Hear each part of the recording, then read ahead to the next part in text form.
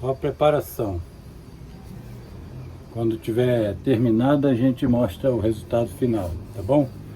Só por encomenda, hein?